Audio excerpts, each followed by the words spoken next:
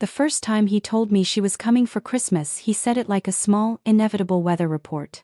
The tone was easy, casual, like telling me the oven needed cleaning.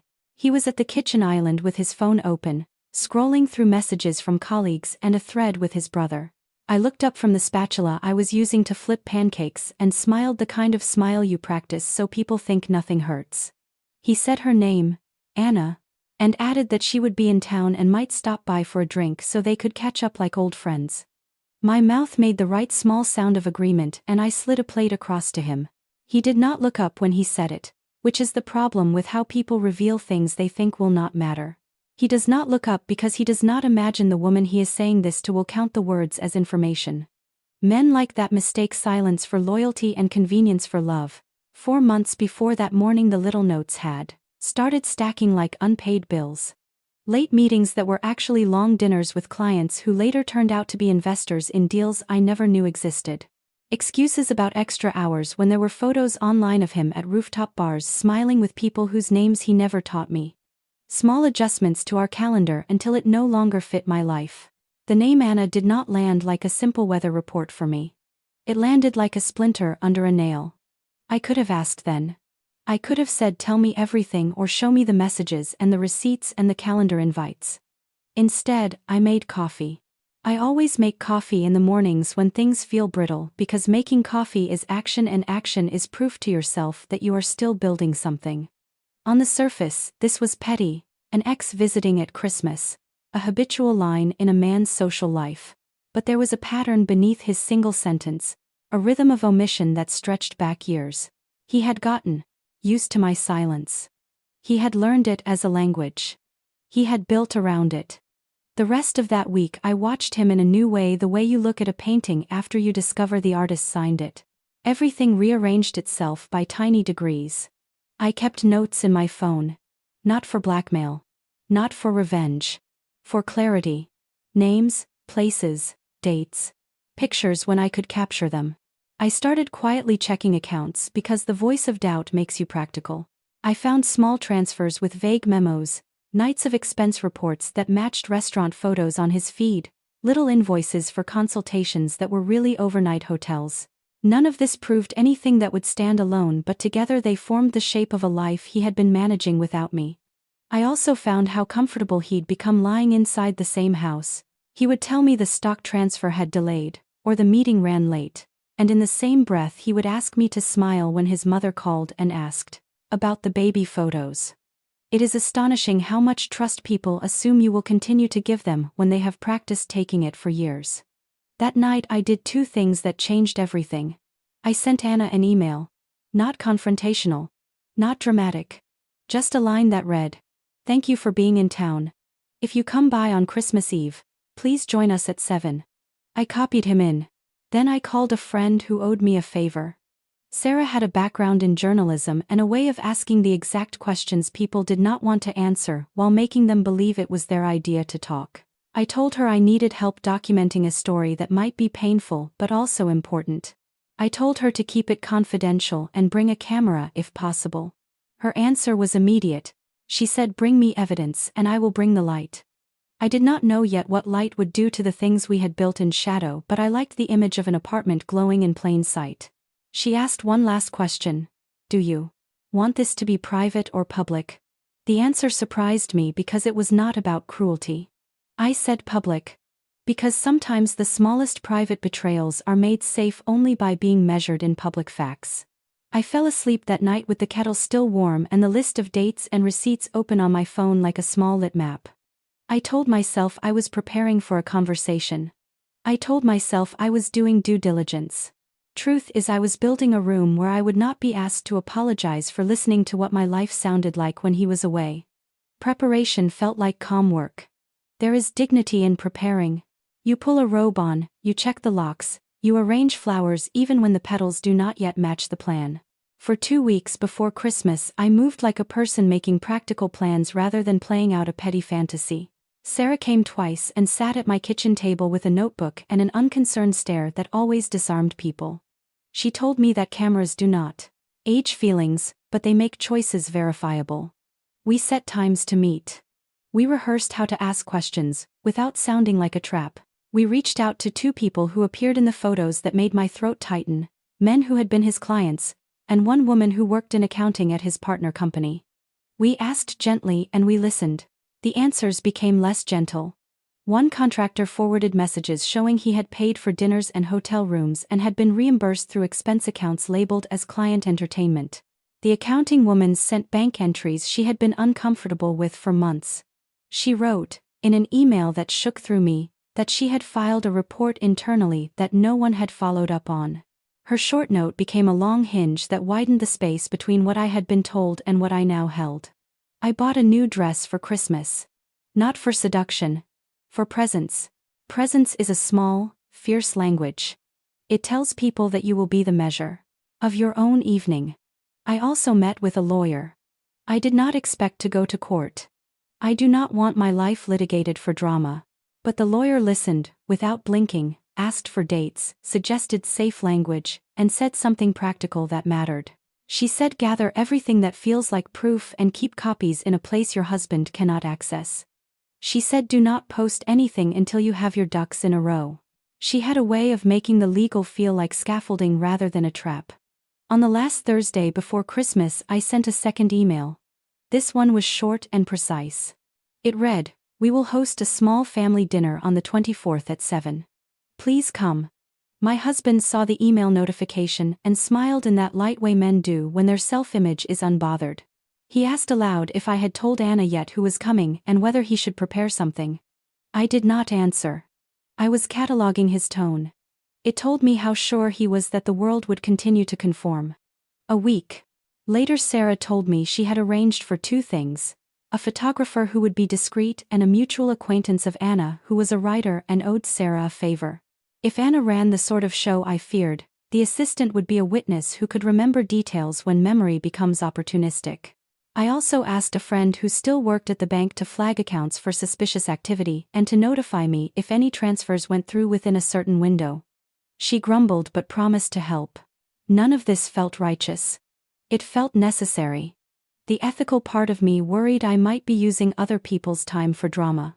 The practical part of me knew the opposite. When people hide things, they are building a private economy that relies on silence. My work was to turn the economy transparent. On Christmas Eve I wrapped 3 small gifts for my husband. Small things he liked: a book by an author he claimed to love but never read, a pen he liked to use in important meetings, and a handwritten note that said, "I want truth on this table tonight." Nothing theatrical. No threats. Just a request. In the pocket of the book I slipped a USB drive with copies of the receipts and the timeline. My plan was not to ambush him with accusation. My plan was to allow the room to contain its own facts. If he chose to explain, good. If he chose to deflect, that would also be instructive. I locked a spare copy of everything in a safe deposit box with Sarah listed as the emergency contact. I did not tell him that part. The house smelled of pine. I had arranged the table with care, candles if he wanted romance, plates that held space but did not shout, seats for the people I had asked to come. I wanted the room to look like an ordinary holiday even while extraordinary truths moved through it. I dressed in the quiet wardrobe of someone who is about to speak plainly. There are moments you can tell yourself small lies about control. I told myself that if the night stayed small and private and contained, then that would be the better lesson. But I also knew that sometimes small things simply do not hold large secrets. Christmas Eve arrived with the kind of light that made the city feel like it had been cleaned. Snow had dusted the sidewalks and the air pinched the cheeks in a way that made people speak with shorter sentences and brighter words. He came home with a bouquet and a casual grin. He kissed my cheek and said, "We might have a surprise guest." I felt my pulse move as if it were answering an old rhythm. Anna arrived earlier than he expected, which is the universe being helpful. She came with a laugh, perfectly calibrated shoes, and a coat that looked intentionally expensive. She hugged him with a familiarity that made a slow burn in my chest. The room arranged itself. Guests moved to the living room. Someone opened wine. Small talk started like a wardrobe being hung in perfect order. Sarah sat near the doorway with a small camera on a tripod tucked away. The photographer had texted that he would be close by in case someone stepped into a hallway. The acquaintances I had invited were seated like ordinary people who liked other ordinary people. At 7 we ate. The conversation was light at first and then heavier. At some point between the turkey and dessert, my husband joked about how helpful Anna had been introducing him to potential investors. She laughed and said something about how they had gone to the same design school. I felt my wrists go cool, which is the perceptual equivalent of noticing a run in a stocking. After we cleared plates, I set down a glass of water and stood. My voice did not tremble. That is not flattery. It is the practical result of careful work. I thanked everyone for coming and said that the holidays were for honesty. People smiled politely. Then I said that because this was a night of truth, I thought it would be useful to share a timeline of our year in the same way companies share an annual report. I did not call it a timeline. I simply connected my laptop to the living room TV and opened the first slide. It showed dates and small boxes with amounts and places. I started to speak slowly and plainly. I described the dinner at the Soho Hotel in March that had an invoice, then the hotel in June that had a receipt, then the reimbursements that had been coded as client entertainment and yet matched weekend hotel photos. I showed messages where he had said, "It will be easier if you let me handle it," and where he had arranged a separate line item for incidentals. I did not yell. I spoke like someone reading a report that had been written in my own handwriting. Anna went pale, then flushed, then smiled with a practiced neutrality that was both brave and ugly. Perhaps she had thought herself the beneficiary of a private romance that benefited others. Or perhaps she knew more. When the screen finally showed the bank transfers to Mason Leisure and the hotel invoices that matched dates Anna had been in the city, the room inhaled together. My husband made a sound that was at once anger and surprise and fear. He stood and raged about privacy, and traps and betrayal. He accused me of public humiliation. He used the word fair a lot, which is a word men use when they want to move the furniture of moral responsibility.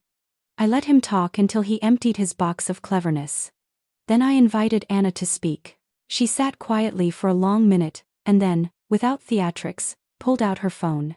She scrolled until she found a thread, and then she read messages she and he had exchanged where he thanked her for her discretion and promised to handle the logistics. The messages were not roses and love letters. They were spreadsheets with nights and budgets. It became clear in the way people looked at the screen that what had started as a private amusement had been folded into ledger lines and expense categories until the human parts were paper. At that moment his brother, who had been part jokingly toasting earlier, asked quietly why no one had considered these to be family expenses. The question hung like a wrong note, and then a neighborly voice said, "You mean you spent our household budget to pay for your private life?" That was when the investor who had been invited as a polite nod to business said, "If this is a company expense, then the board deserves to know." He stood and announced he would be consulting his firm's counsel. The air changed rapidly from domestic discomfort to corporate consequence. My husband moved from anger to pleading with authority to make it stop. His mother called him on the phone, and her voice in the living room sounded small and stunned for the first time. Anna, who had been sitting still through the slideshow, finally stood and walked to the window. She looked at me without hatred or alliance and said that she had believed she was the only woman in the strange little story he told, that she had been told to be patient, that she had been paid for appearances and asked to keep the records tidy. Her words were simple and clear. They did not exonerate him. They did not make me the villain. They simply added to the fact that what he had done was not just private betrayal but public misappropriation. When the investors left to call their lawyers and when the neighbor who was a CPA reached for his phone to document the event, my husband's voice shifted to a new register. He begged. He explained. He promised restitution and therapy, and any number of promissory novellas that men think will repair witness. He promised everything except telling the truth to his mother, which at that point seemed impossible. By the time the police officer who had been called by the neighbor over irregularities in business expenses arrived, the situation had already begun to resolve into consequences. He did not handcuff anyone that night. He wrote statements. He took names. He told people quietly that investigators often follow paper trails and emailed invoices precisely because they are old-fashioned and reliable. My husband looked at me with a mixture of betrayal and pleading that finally had nothing to do with romance. It had to do with survival. I had expected anger. I had not expected the complete recalibration of his status. It was not revenge because the public did not cheer. It was a quiet rebalancing that felt like justice measured without fanfare. We did not end the night with hugging. We ended it with documents being photographed and copies being driven to accountants who were less sentimental and much more precise.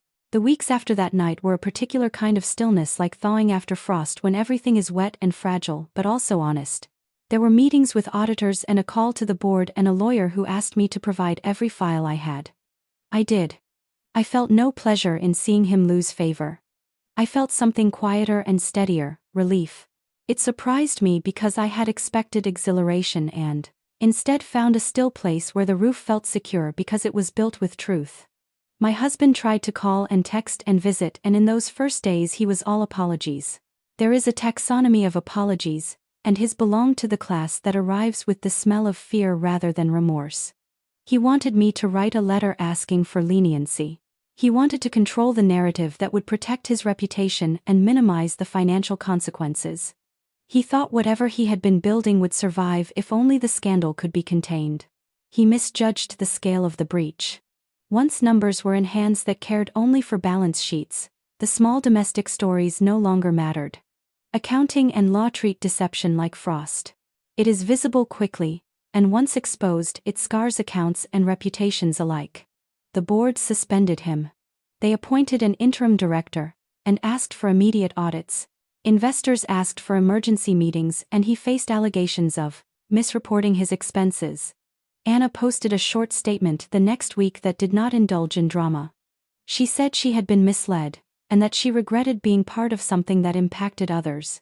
Her voice was crisp and measured, and it matched the tenor of the larger work. His mother released a statement listing support for her son but emphasizing that she expected him to take responsibility. Conscience travels slowly in families built on entitlement, but it travels. I did not seek interviews. Journalists called and I declined politely. I am not a spectacle. I wanted privacy to stitch new patterns of life, not to fashion my pain into headlines. People who had been outwardly pleasant at cocktails began avoiding elevator small talk when our building caught the sketch of the story. Some offered sympathy later in private messages that read like trial balloons. Friends who were real were present without moral theater. Sarah became the person who kept records, shuffled papers, and brought snacks on the days when I had early meetings with auditors. She also sat with me late nights and watched the city lights and said we did what was right. The bank froze some accounts temporarily as investigations proceeded. It was messy and bureaucratic and dull in the way of all administrative retribution. My husband hired counsel and their meetings were long and loud. My lawyer asked me whether I wanted a divorce. I thought of the man who had once traced constellations on my back and then of how that constellation had dissolved into receipts. I thought of the difference between someone who loves your life and someone who uses it as a ledger. I said yes. It was not dramatic. It was a decision made because continuing required ignoring the thing I had learned about silence. The divorce was negotiated with a kind of professional efficiency. He relinquished control of the accounts he had misused and agreed to a restitution plan. It felt like closing an account and opening an opportunity to breathe. There were public papers and quiet legal language and moments when empathy surfaced for a person who had lost his place because he would not stop taking from others. I did not celebrate his fall. I organized my life to be what it had always been in my mind, honest and small and richly ordinary. I repaired the kitchen faucet he had broken in a hurry when our last argument escalated, and I replaced the duvet we had both disliked for years. I went back to making coffee, and it felt like an act of continuity rather than submission. Aurora evenings returned in a quieter fashion I had not expected. Friends who saw me as a professional approached me with new trust. Clients respected the rigor of my work, and the fact that I had not allowed my personal life to contaminate my professional obligations. I started teaching a workshop about ethical leadership because people needed to learn how to notice small theft and respond. The workshop was practical and generous, and it felt like something that scaled a private lesson into public prevention. Christmas the following year was small and warm. I invited a few people who had been steady.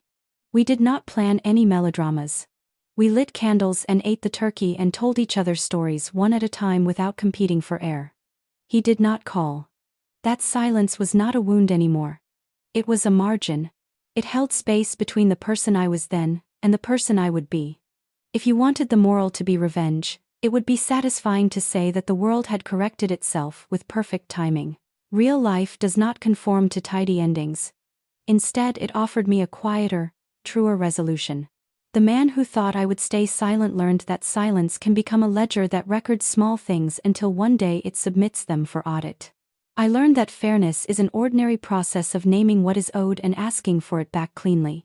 I am not a hero. I am not the villain. I am simply a woman who decided the version of love she would accept had to include the basic fact of being seen as a whole person. That is not dramatic. It is necessary. Whatever you do when a small betrayal appears, do not mistake quiet for weakness. Build a room around your truth and invite people in who will help you illuminate it.